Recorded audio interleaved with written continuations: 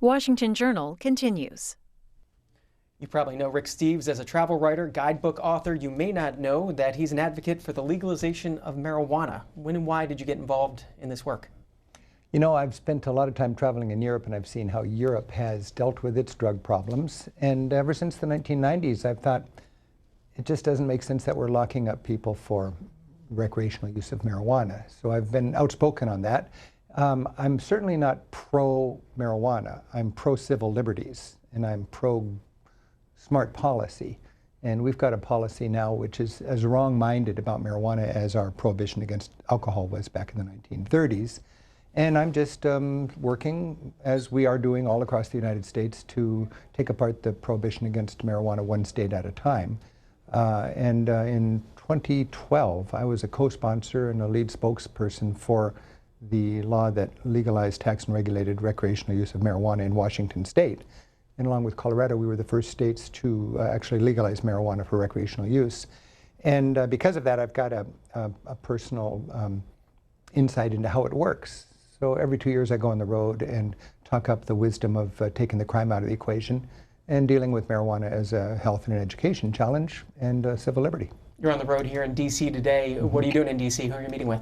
I've got a busy schedule all day long, meeting with legislators who are interested and should be more interested in moving out of the state-by-state legalization realm and into the federal realm. You know, I think 47 states now in our country have some kind of legal marijuana, and the federal government needs to just wake up to the fact that this is going to be more and more of a confusion and a conflicting situation with legal businesses in one state and illegal in the other state.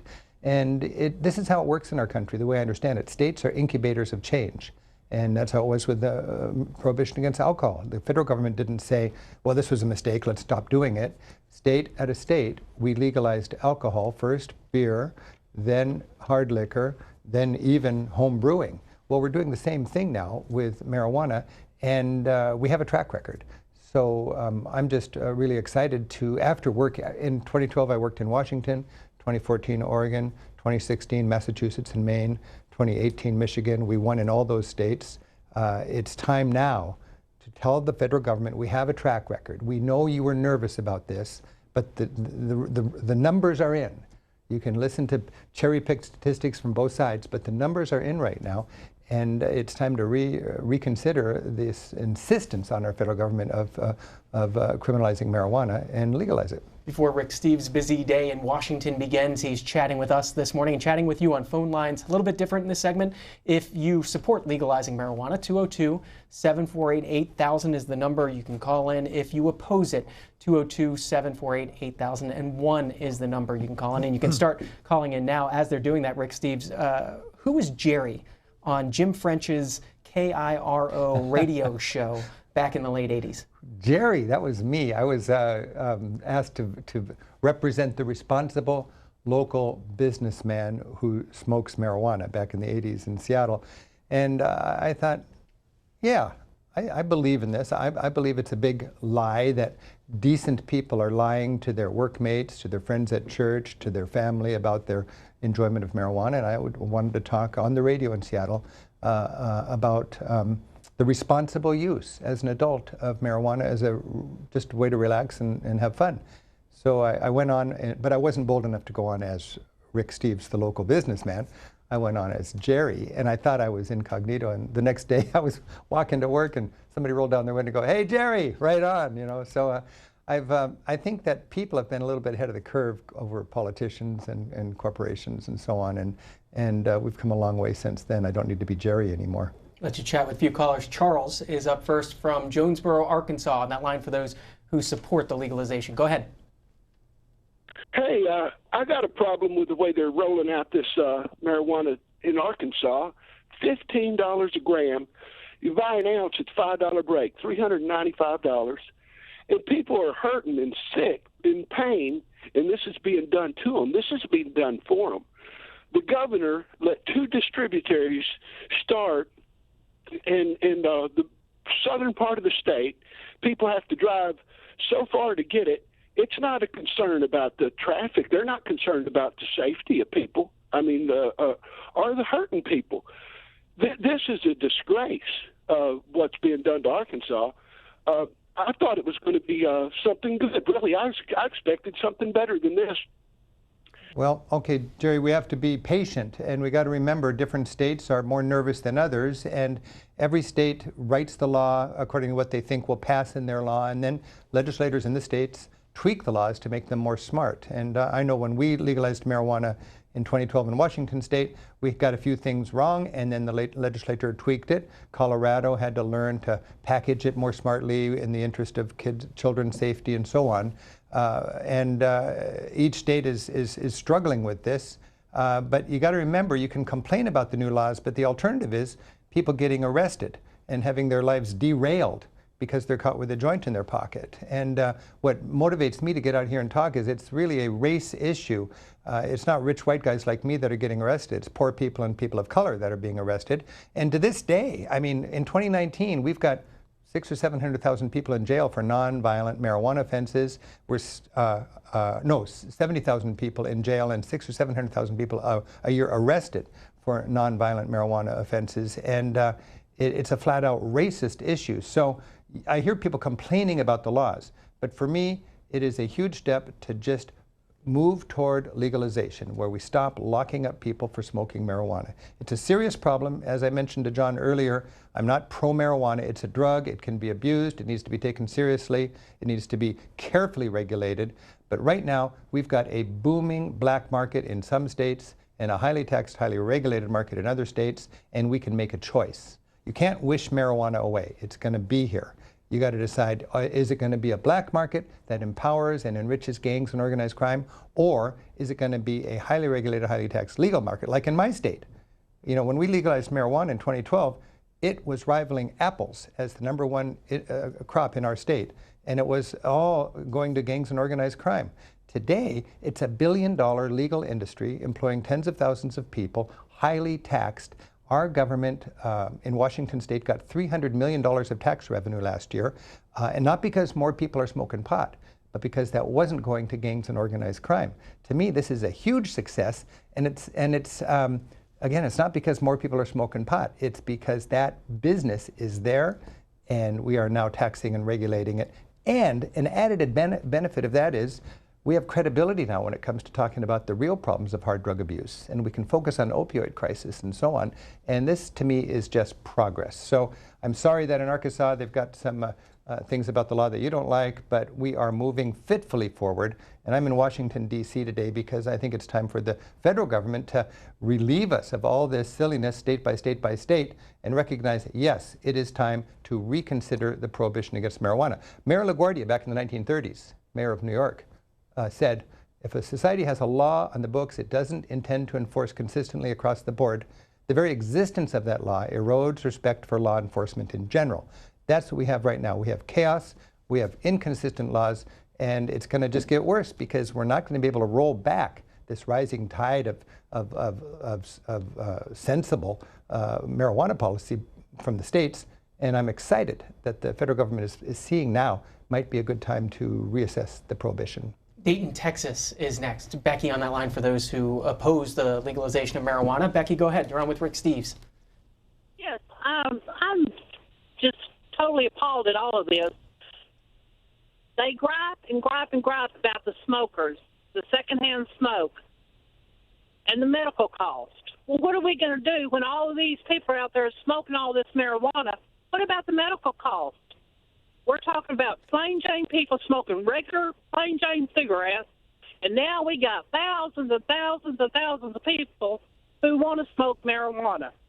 Well, at least if it was controlled, there wouldn't be that much medical problems. But now we're just going to throw it out there, everybody. Everybody, here it is. Here, let's all smoke. Let's all get sick. Now the Democrats are going to raise the cost of the medical insurance and force that medical insurance on everybody out there. Becky, I think you are living in the misconception that a lot of people are, that there's a whole reservoir of decent people that would love to ruin their lives smoking pot if only it was legal. The fact is, in your state, just like in mine, people who want to smoke pot do. We legalized 6 years ago, and smoking rates have stayed roughly the same, and teen rates have absolutely not gone up. If you legalize in Texas, it's going to say about the same, and teen rates are not going to go up. I know that because that's a fact. You know what you're feared of because that's a hunch. My governor was not in favor of marijuana, and he was elected the same day we legalized. Today, 6 years later, he's so thankful that we legalized marijuana because, again, we have a track record.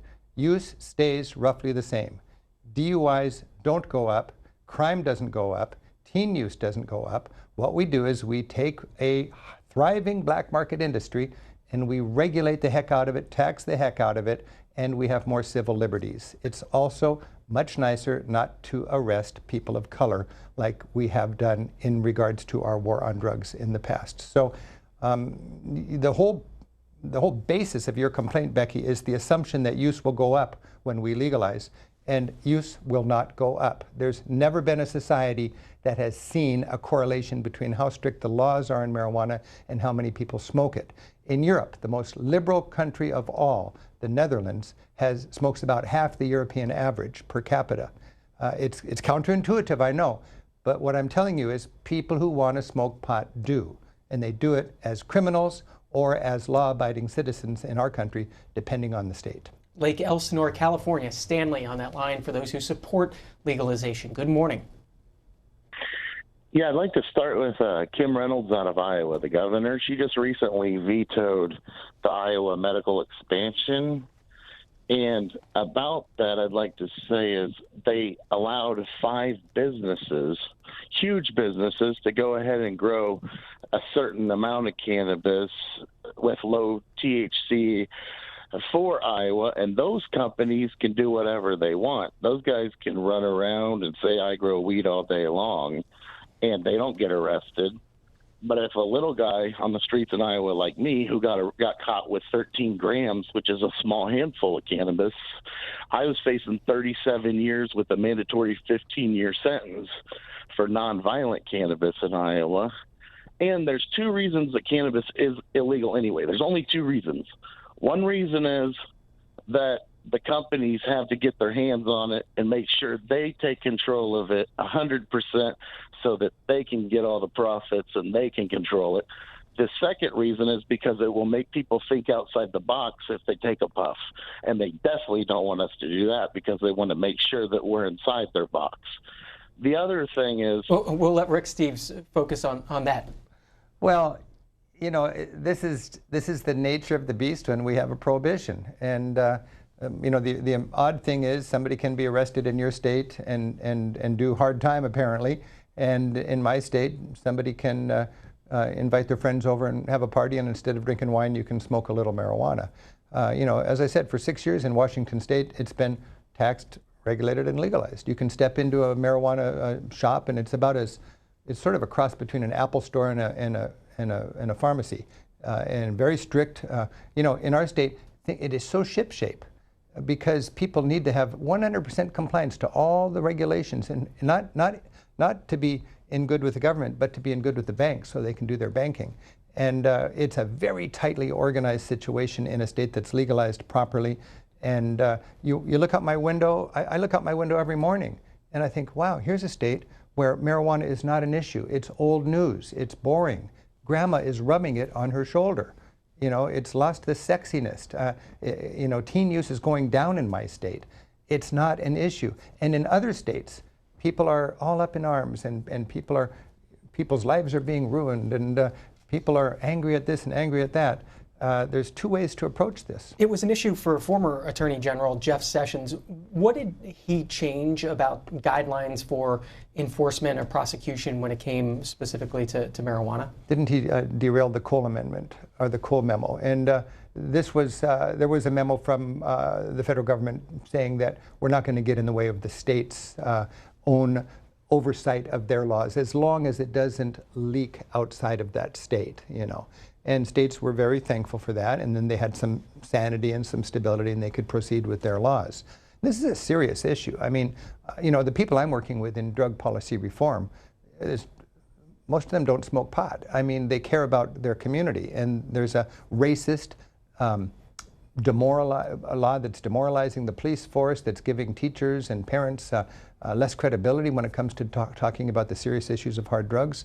This is a very serious law, and it's debated long and hard by people who are dedicated to the well-being of our communities. When we passed marijuana in Washington State, we had the federal prosecutor appointed by a Republican president on board with us as a co-sponsor.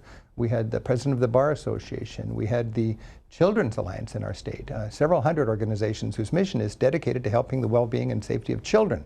They supported legalizing marijuana. State legislators whose reputations were on health and family wellness and so on recognized the most dangerous thing about marijuana is when it is illegal, because then a kid with bad discretion can be caught with a joint in his pocket and he can't get into school. He can't get a job, he can't get a loan, and that sends him down the wrong track. John, after we legalized marijuana in Washington State, I swear I've never been hugged by so many big black Baptist pastors.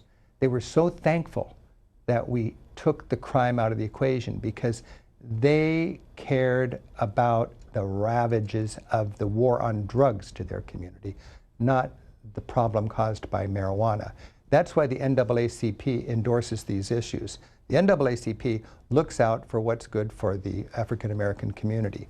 And of course, the drug problem is a huge issue in the African American community, and they endorse legalizing, taxing, and regulating marijuana smartly because they know that the most tragic thing about marijuana for people who are struggling is the fact that it's illegal.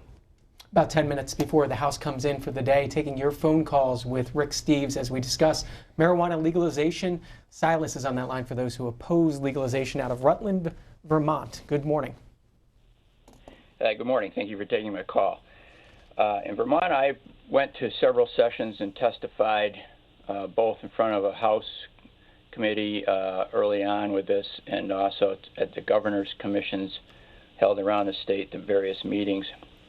And there's some issues where marijuana hasn't really been studied that much because of the illegality of it, which is an issue.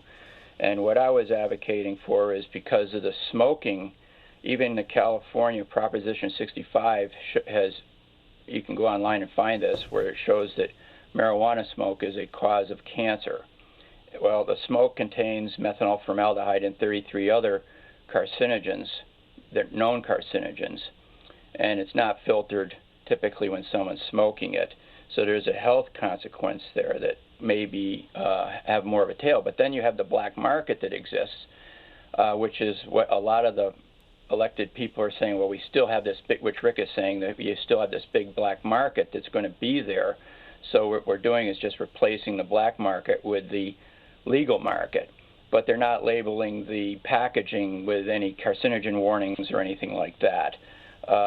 There's pros other than smoking in the extract area because you can control the dosages. You still eliminate the black market. But then there's some additional cons where at some of the commission hearings, there was some people that ran some companies that were heavy equipment companies relative, and it was a question on legalization and whether or not this would be a right of employees to be able to use this stuff. And some heavy equipment office, people with high cranes, heavy weights, and very dangerous work environments really want people to be on the ball 100% and not be drug users or have any influence in their bloodstream, which THC has for a prolonged period of time, and there's a different effect on different individuals. Silas, thanks for bringing those up. Yeah, these are good points, Silas, and these are points that I deal with every 2 years when I go around the United States helping legalize marijuana. I do not support a legalized marijuana bill that does not respect employers' rights to have whatever standards they want in their workforce. And laws that do pass, I think, generally allow employers to have whatever standards they want to have in their workforce. And I think that makes a lot of sense for the reasons you said. If it is true that marijuana causes cancer, that's not grounds for making it illegal. It's a civil liberty. If somebody wants to eat something that's not healthy for them, if somebody wants to smoke cigarettes, that's a civil liberty. It needs to be studied, it needs to be educated and labeled appropriately, but I don't buy the fact that because it causes cancer, we should lock people up for smoking it. Silas mentioned how the black market can still be thriving. Different states have to finesse the tax rates to decide how much of tax revenue do they want, but how much of a black market do they want. If you want to really get rid of the black market, you got to have less taxes. If you want to make a lot of money, you got to have more taxes, but then that makes the street marijuana a little more competitive to the legal marijuana. So I know in my state we were a little bit greedy on the tax, and I think Oregon learned from that, and they went a little less greedy on the tax, so they had a little less problem with the black market. But remember, this is what the Dutch call the gray area. You know, for 25 years, the Dutch have not arrested a pot smoker. A joint in the Netherlands is about as exciting as a can of beer, but they've never dealt with the backside. And what the United States is doing, which is really bold and innovative and complicated, is dealing with the whole mass production and distribution and backside of the whole retail business. And it's tricky, and we are learning about it. But what we're up against is what I call the PPP, the pot prohibition profiteers. These are entrenched interests that would find it better for their bottom line if we keep marijuana illegal. It seems petty that any corporation would want to make something criminal so decent people get a record or go to prison for it so they can make more money. But that's what's happening right now. And I don't want to get into all of that because it just sounds so negative. But there are pharmaceuticals and there are big beer companies that are always spending money against me, funding the opposition. Every 2 years when I go to different states around the country, I'm up against opposition, and they're funded by pharmaceuticals, big beer, and companies of all sorts of types that make money by keeping marijuana illegal. And I'm in this, again, for civil liberties, to end a racist policy, to turn a thriving black market into a highly regularized legal market, and to get rid of a failed prohibition. About 5 minutes before the House comes in, want to get to one or two more calls here. We'll take you to the home state of Washington, to Olympia, Washington. Travis on that line for those who support legalization. Good morning. Good morning. Thank you for C-SPAN. Mr. Steves, I was a medical card holder in the state of Washington around 2008 when I first got mine. And then once they started putting that, making you sign up for the registry and stuff, a lot of people got spooked as far as now the government has me on a registry. Right. And then one more point I wanted to make was the problem. You said we made $300 million, I believe, last year. Right. The problem, I believe, here in the state is the state's not telling us exactly what they're spending it on. They said they were going to spend it on things like education and stuff like that, but they really haven't been putting it out to the public what we're spending the money on. Thank you. Thanks, Travis. You know, when I was working very hard in Washington State to legalize marijuana, and back then it was dicey. It's no longer dicey. There's this regressive political establishment that feels like it's 2010 when we don't know what's going to happen when we legalize. But now we know what's going to happen when we legalize. And I just want to stress that the numbers are there. Adult use stays roughly the same. It might creep up a little bit. Teen use stays the same. Road safety stays the same. Crime stays the same. And we take a black market, we turn it into a legal market. Now, Travis was talking about this medical registry concern. Our opposition in 2012 in Washington State was not from the right. It was from the left.